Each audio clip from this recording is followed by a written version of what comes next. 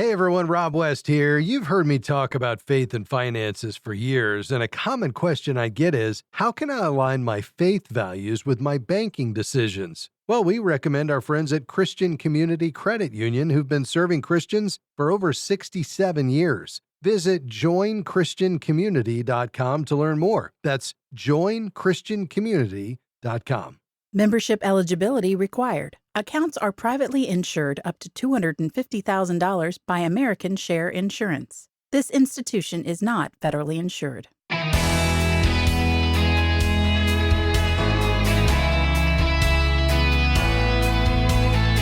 The wisdom of the prudent is to give thought to their ways, but the folly of fools is deception. Proverbs 14:8. Hi, I'm Rob West. When it comes to saving, spending, and talking about money, our God-given temperament plays a bigger role than we think. Today, Kathleen Edelman shares how understanding your wiring can lead to better financial decisions and healthier money conversations. And then it's on to your calls at 800-525-7000. That's 800-525-7000. This is Faith and Finance, biblical wisdom for your financial journey.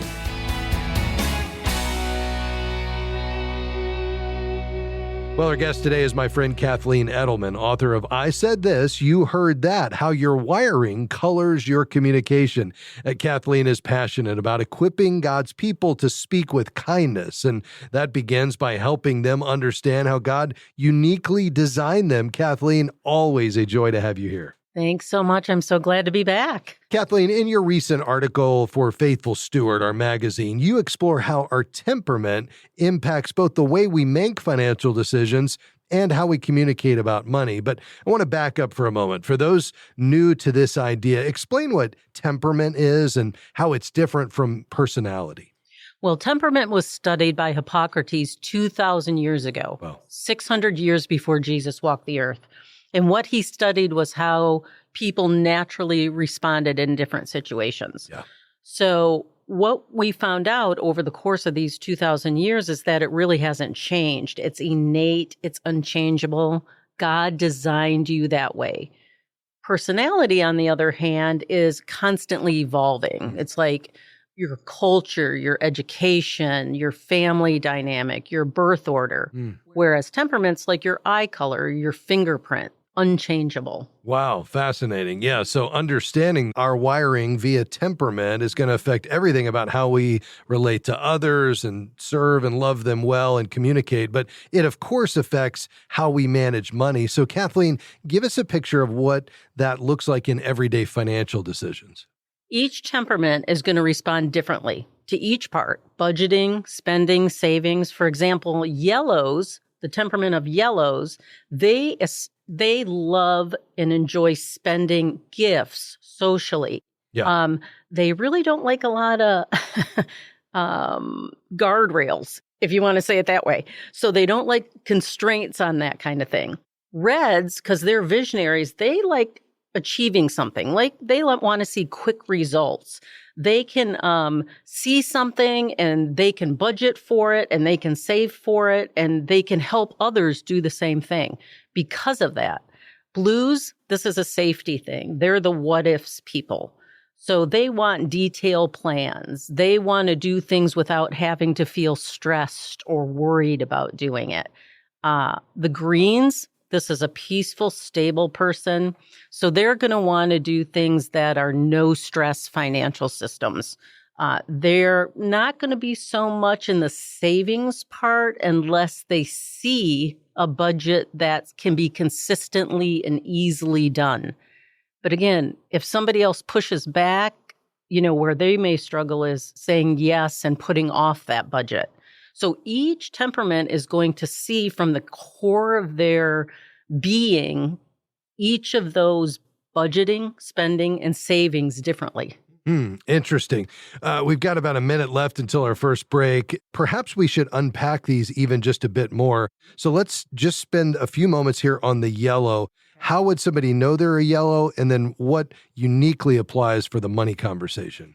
If you are a yellow, you are in the moment. You see the best in people first. You can inspire and encourage. At the same time, you can be a little bit too much, interrupt, have a tendency to move on too quickly. That's going to be in a financial world. See money as fun, not maybe take it seriously enough, overspend to seek approval, or make it fun because you're in the moment. And what that might cause is avoiding serious talks about money in fear that you might make somebody in the family upset or lose a relationship because they're all about connection. I love it. So yellows speak the language of people and fun, and that clearly has implications on their money decisions. Well, when we come back from this break, Kathleen's going to unpack blue, green, and red, and then we'll talk about how you communicate with other colors. Kathleen Edelman's here today. She's the author of I Said This, You Heard That. Buy it wherever you buy books. Back with more right after this. Stay with us.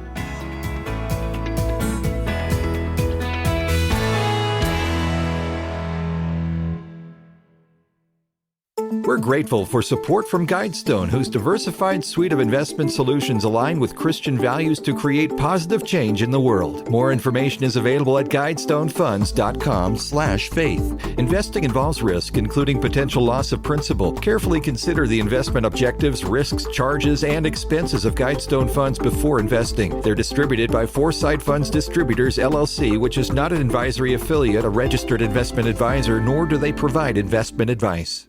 Have you ever wondered where your money goes when you deposit it in a bank? Christian Community Credit Union believes in helping advance God's kingdom through everyday financial transactions. For over 67 years, they have provided values-aligned banking solutions to thousands of Christians and ministries. Consider Christian Community Credit Union as your banking institution by visiting joinchristiancommunity.com. Membership eligibility required. Each account is insured up to $250,000. This institution is not federally insured. Great to have you with us today on Faith and Finance. I'm Rob West. With me today, my friend Kathleen Edelman. She's the author of I Said This, You Heard That, How Your Wiring Colors Your Communication. This is a temperament assessment.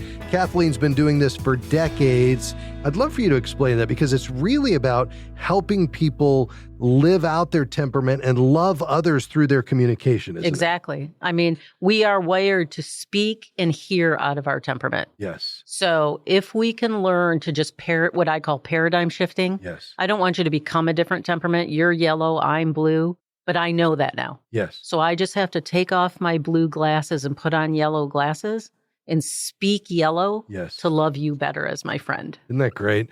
Well, Kathleen is a good friend. She's very generous with her time here. And we take all of the work that she does here at Faith and Finance and apply it to the money conversation, which we were just talking during the break. She's giddy about because this is one of those just natural expressions or applications of her work in a really important area of our lives. And in this quarter's issue of Faithful Steward, she did an article for us, a feature on how your temperament affects your money mindset. Kathleen, before the break, we talked about the yellow, the person who really is driven by people and fun and what that means for our money.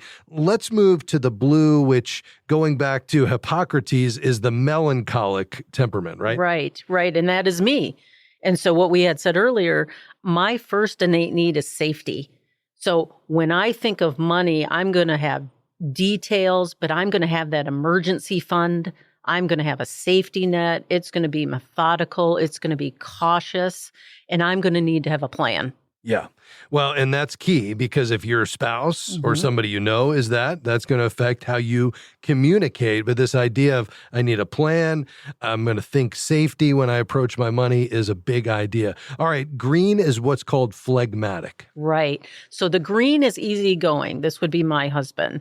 They avoid conflict and they don't want any financial stress. So what they're looking for is consistency, something that's low maintenance, predictable, easy to maintain, right? So again, where there might be a pitfall, and I see this a lot, is leaving that to say yes because there's some kind of conflict. So we have to make sure that that person has time to think about it and make sure this person has great opinions and ideas, but they have to do it in their own time frame. Yes. All right. That's a big idea if you have a green in your life, or that's you. All right. The final one is choleric, and that's red. Right. The cleric is the visionary. This is a person that's going to get it done. So their money vision is going to be goal-driven, confident.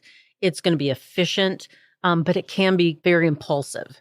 So what we have to do there is make sure that they're not, they're taking other people's ideas into consideration. Yes. And they're just not running the show. So, Kathleen, we've said this is important for communication. Let's talk about that. Why is it so valuable to understand both your own temperament, but also someone else's when you're talking about money? Well, let's even talk about that. You cannot give what you don't have. So you have to have knowledge of your own temperament first. Okay. Acceptance, awareness, application, authenticity.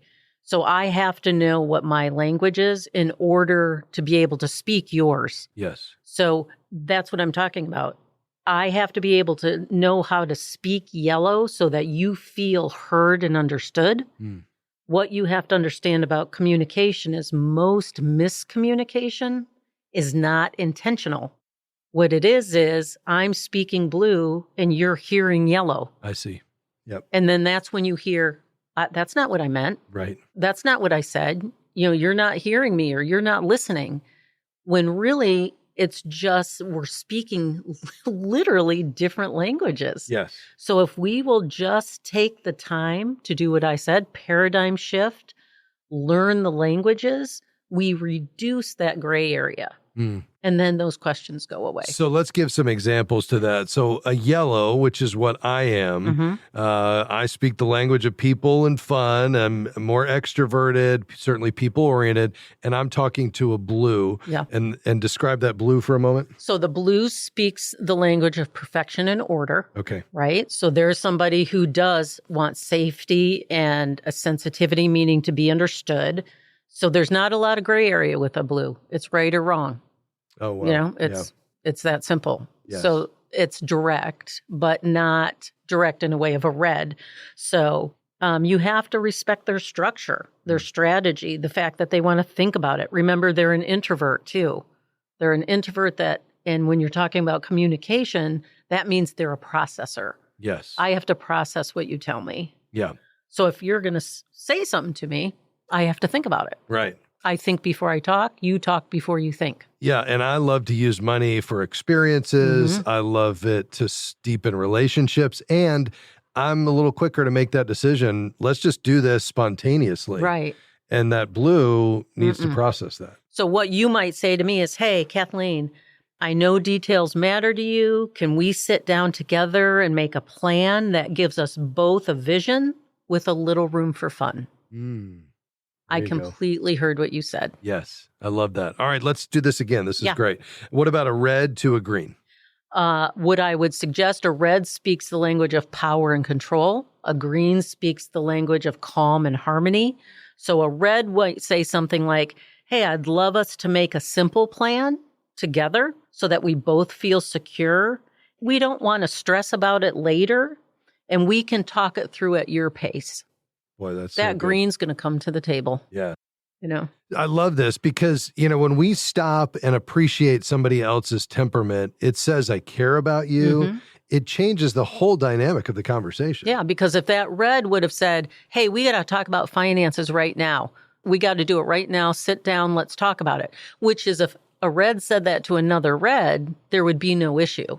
Yes. But if a red said that to a green or a blue, they would both push back. Yes. The stress level would go up through the roof. I love it.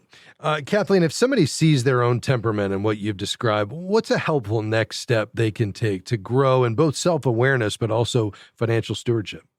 Well, like we mentioned before, you have to know your own design by God first. Yeah. So I would highly suggest you go through I Said This, You Heard That workbook, the new 2025 edition. And there's activities in there. There's I have a tendency to, but I'm going to choose. That's going to keep you in your strengths because as humans, we have a tendency to live out of our weaknesses. Then your innate needs, which is the game changer. What separates me from every personality assessment out there. And then If there's conflict and you have to revisit, I'm all about the revisit. Yes. Then that's like, hey, what part did I play? And what could I have said or done differently? So it helps in those 6 sessions for you to manage and understand and become fluent, not only in your temperament and your language, but the other languages, which then gives grace when you're speaking to the person in front of you. That's so good. Well, not only will it improve communication, but it will really deepen your relationships and even your spiritual growth. Well, folks, unfortunately, we're out of time today, but Kathleen, is the new edition of I Said This, You Heard That, available right now? It is available right now. All right, wherever you buy 2025 books, edition. Pick up the 2025 edition. I Said This, You Heard That, How Your Wiring Colors Your Communication. Thanks for your time. We're going to have you back real soon. Thank you. All right. That's Kathleen Edelman, temperaments expert and great friend here at Faith and Finance. All right, your calls are next. The number, 800-525-7000. I'm Rob West, and this is Faith and Finance. We'll be right back.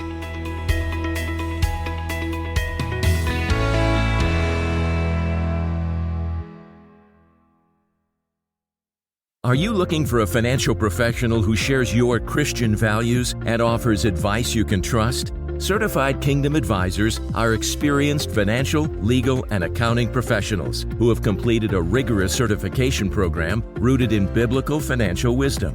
They meet high standards of integrity, competence, and stewardship, helping you honor God with all He's entrusted to you. To find a certified Kingdom Advisor in your area, visit faithfi.com and click Find a Professional. Faith and Finance is grateful for support from Sound Mind Investing. If you have money in an investment account, you know sometimes the stock market can seem like a roller coaster. But it's possible to enjoy both profit and peace of mind as a do-it-yourself investor, no matter what's happening in the market. A short video webinar about that is available at soundmindinvesting.org. Financial wisdom for living well. soundmindinvesting.org.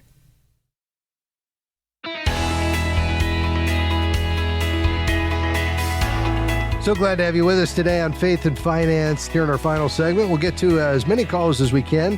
Let's see, we'll go out to Tennessee and welcome Kay. Hi, Kay, go right ahead.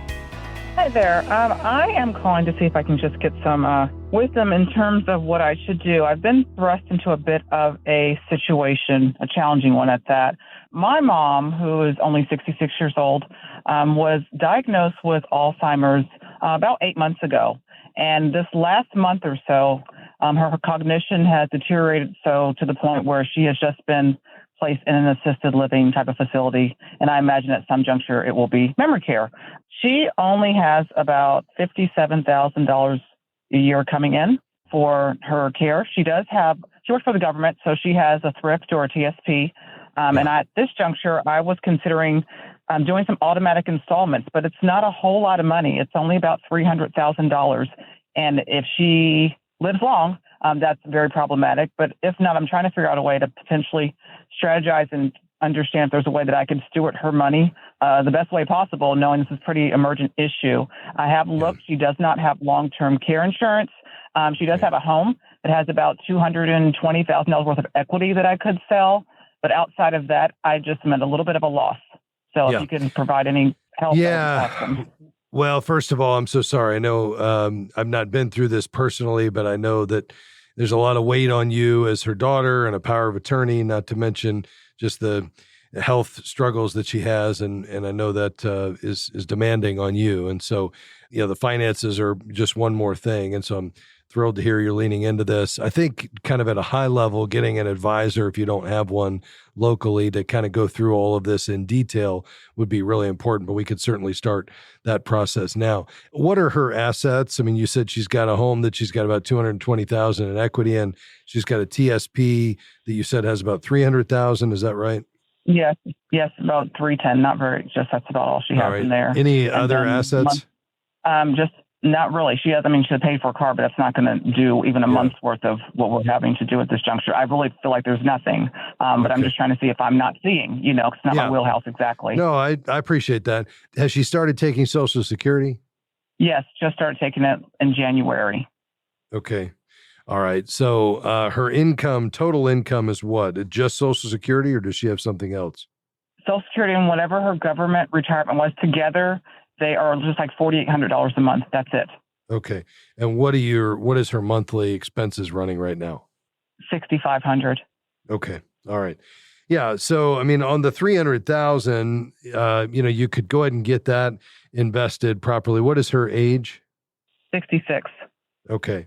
I mean, so normally I realize she's got, health condition here, but normally at 65, we would say, maybe a 60-40 portfolio with 40% in stock. So if you left it there in the TSP, that would probably be, half of that 40% in the C fund, and then maybe the other half in the S and the I, and then the balance, the rest of it, the 60% in the F fund, which is the fixed income option, which is more like bonds.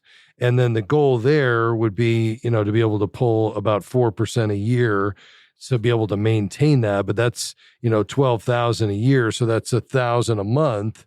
And you said she's at 4,800, so that would put her at 5,800. But that doesn't quite do it, right? What are her expenses? Really, at this juncture, just everything associated with the assisted living facility, nothing else. Because she she still has money on her mortgage to pay, but outside of that, she didn't have any other debt. Okay, and you said she needs $6,500 a month? Yes. Okay. Mm-hmm. Yeah, so $1,700 a month on 300,000. I mean, she'd need to pull a bit more than that. We're probably looking at about 8%, I guess, a year that she would need. Well, I guess not quite that much, because she only needs 1,700. So maybe 6 or 7% a year. So that's not terrible. And, I think that would be one option. The other option is, if she were to sell the house because you feel like she's not going back there, all of a sudden, now she's got 520,000, and that's a different ballgame. Because now, even if there's capital gains, although if she's lived there 2 out of the last 5 years prior to the sale, there's probably not any capital gains tax. So, 4% a year on 520,000, all of a sudden now that's $1,700 a month. And, that you should be able to maintain for the rest of her life. And then we add to that the $4,800 she's already bringing in. Now we're at your $6,500 a month. And, I think that's very reasonable. It's not like we're stretching to make that happen. And then it would just be a matter of, I think, finding an advisor that could manage that roughly $525,000 between the TSP that you'd likely roll to an IRA and then the proceeds of the house in a taxable investment account, the two of them together managed by an advisor with the goal of making at least 4% a year to offset what you're pulling out as a monthly income stream. When added to her Social Security, all of a sudden gives her, what she needs to continue to live there and never run out of money. I got you. Thank you. One more question, if I may. So when I went to kind of like dummy the TSP withdrawal, it looked like, 20% is taken out for tax? Would that be accurate? Well, they're just estimating. So it's all taxable as income. And so, depending on how much other income she has, it may end up being less than that as the marginal tax rate. But they're just going to withhold that as an estimate. And then whatever you owe at the end of the year. And if that ended up being more than you needed, then you would get a refund when she files her return. So, I think the key would be not to take it out in lump sums, but probably just to set up a monthly income stream to her from the TSP that would allow you to, just have, pay tax on only what she uses in a calendar year. That's exactly what. Thank you so much. Yep. That's what I was set up. Right. I thought maybe I didn't have the wisdom for that. I still appreciate it. Thank you. Absolutely. Kay, listen, if you want to find a certified Kingdom advisor there in Tennessee, just head to faithfi.com and click Find a Professional. But all the best to you and your mom. So thankful to have you on the program today, and call anytime. Well, folks, we're nearing the end of the program today. As we think about applying God's wisdom to our financial decisions and choices, we want to look back to God's word. And here's what we will find. Apart from the big idea that we're stewards and God is owner and he gives us the power to create wealth, I think we need to remind ourselves that there are plenty of admonitions in Scripture around how we should handle money, the fact that we should avoid debt, the importance of goal setting, the importance of paying our taxes, not anymore, but rendering unto Caesar at least what is Caesar's. The fact that we should be training the next generation, our kids, in these principles and a biblical worldview of money management, and certainly living within our means. And we want to remind you of those principles and ideas that are very very practical, but rooted in God's Word each time we gather together. And by the way, and speaking of living within our means, if you're struggling with that like I am, and so many of us are in the midst of high inflation, check out the FaithFi app. It's what Julie and I use to manage our budget every day. And it's really helpful to know what's left in each envelope when you take a look at that app in real time. You can download it today at faithfi.com. Just click app. Well, folks, that's going to do it for us. A big thanks to my team today, Devin Patrick, Robert Youngblood, Jim Henry, and everybody here at FaithFi that makes this possible. You have a great day, and hope you'll come back and join us tomorrow. We'll see you then. Bye-bye. Faith and Finance is provided by FaithFi and listeners like you.